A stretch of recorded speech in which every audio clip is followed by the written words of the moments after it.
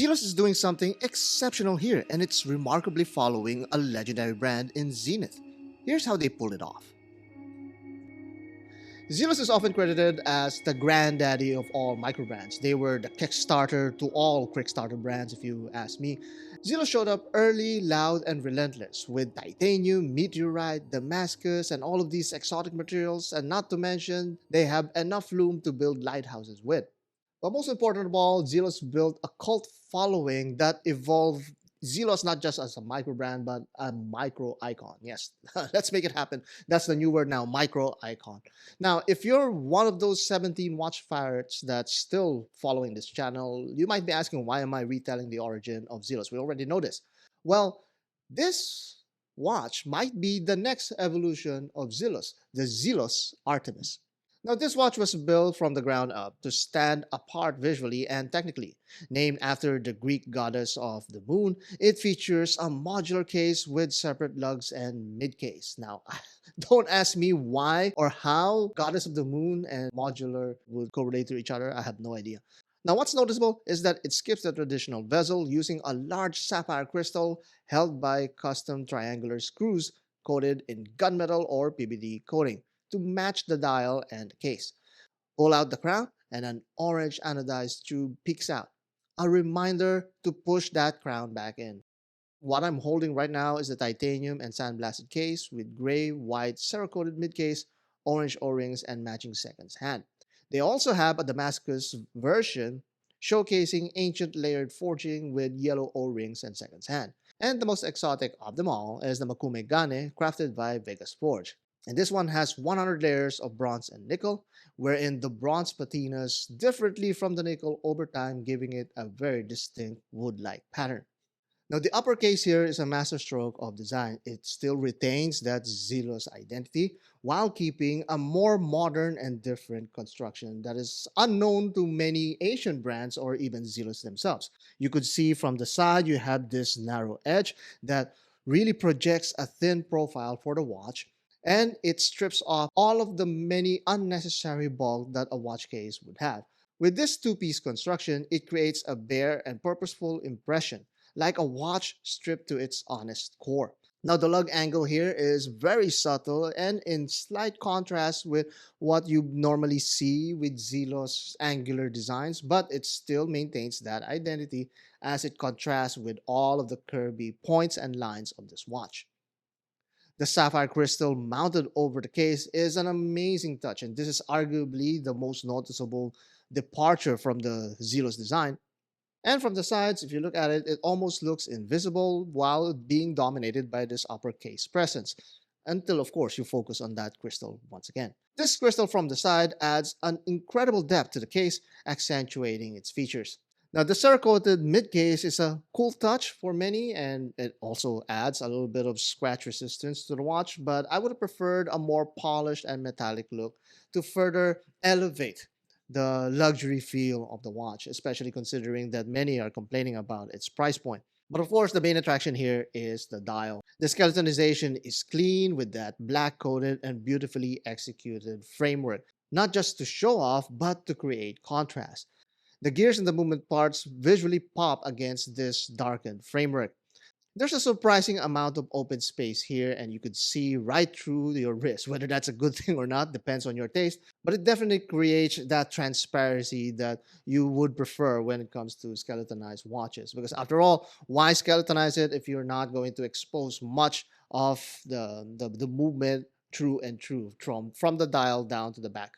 The small second subdial adds a focal point that grabs more attention than you'd expect.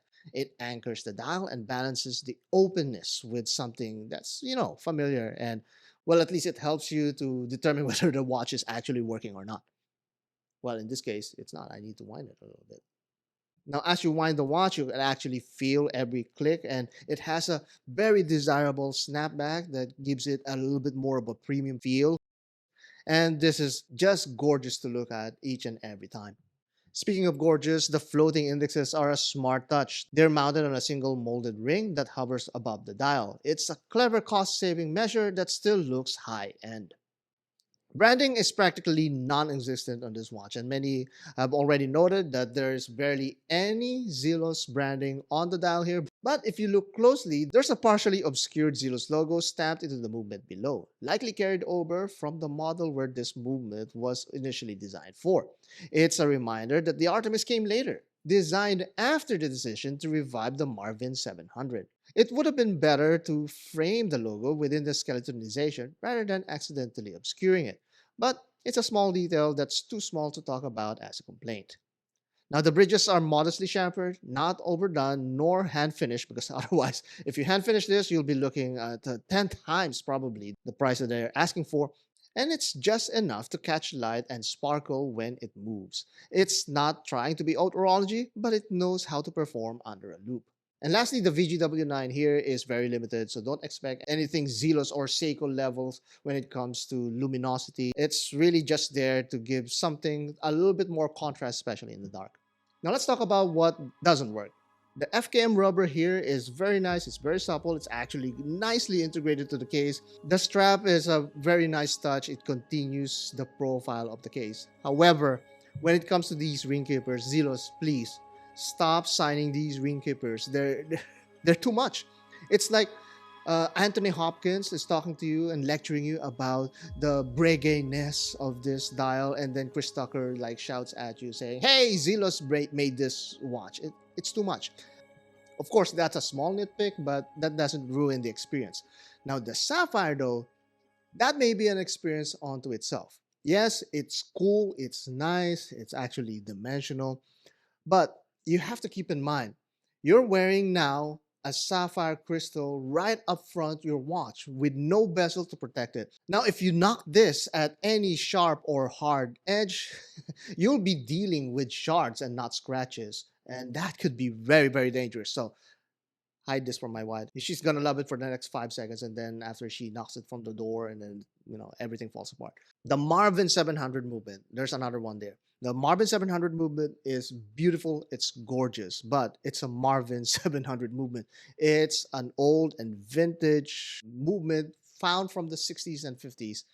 There's not much parts for these anymore. Of course, granted, there's some parts that could be replaced with regular parts that is available right now, but there's still some components that is unique only to the Marvin 700. And that could be a little bit of an issue when it comes to servicing the watch. Now, I asked Elshan, I asked Zelos, and they said that, yeah, the architecture is very simple. It should be serviceable with any watchmaker that's worth their salt. It's still a point of anxiety to many people, especially when it comes to repairing these watches. And yeah, it is still a challenge to get these components if one of those components break. Then we go to the actual legibility. That's one of the common questions about skeletonization. It's really hard to read the time, and this one is no different. Now you're already looking at a skeletonized dial here. Now add on top of that skeletonized hands, and now you're trying to read the time through scaffolding. It looks incredible. It looks nice. And it reads, eventually. And finally, the price. For a microbrand, it feels steep. Many watch pirates in the forums would tell you that, yeah, it's pretty steep when it comes to a hand-wound, vintage-powered watch. What most would be missing here is the ideal, actually. What you're paying for in this Artemis is the effort. And let me explain. In 2022, Zenith did something no brand dares anymore. They went into their attic, found 10 caliber 135-0 chronometer movements from the 50s, each a proven winner of the observatory trials, and handed them to master watchmaker Kari Butalainen. The result, the Zenith Caliber 135 Observatoire Limited Edition, a platinum 38mm masterpiece built around raw mechanical excellence, not marketing fluff. Only 10 were made, no reissues, no replicas, just history reawakened. Zelos is actually doing something similar. No hand finishing, no auctions though, but the spirit is still there. They've taken these older storied movements and built new cases around them, not to flex, but to honor the mechanical beauty of the past decades, similar to Zenith. It's their way of keeping horological history alive and passing it on to the next generation of enthusiasts who still care about, what's sticking inside. And to think about it, that's something unexpected, especially coming from a brand that's known for its exotic and loud watch designs. This is a new kind of disruption, or maybe an evolution for Zelos, if you may call it that way. They didn't just drop the Marvin 700 here, they built a case around that movement. Yes, it may have been dropped in the Sky Raider first, but they're doing it again at a very limited run, 50 units only for this titanium version. And now these Marvin 700s have found a new home, and that could be your wrist as well. It's a custom, complex case that's not just functional but also carries the Zelos identity. You're not buying the Artemis for its loom or exotic material. You're buying this for the architecture. When's the last time you'd said that about Zelos? It feels like a case that the Swiss would make, but now it's under a Zelos edge that we've grown to love. And that kind of unique blend is never seen before in Zelos, and I think that's worth the price of admission, especially when it's just half of an entry-level luxury watch. So this could be another chapter in Zelos history, and if you own one of the Artemis, you might be sharing at history itself.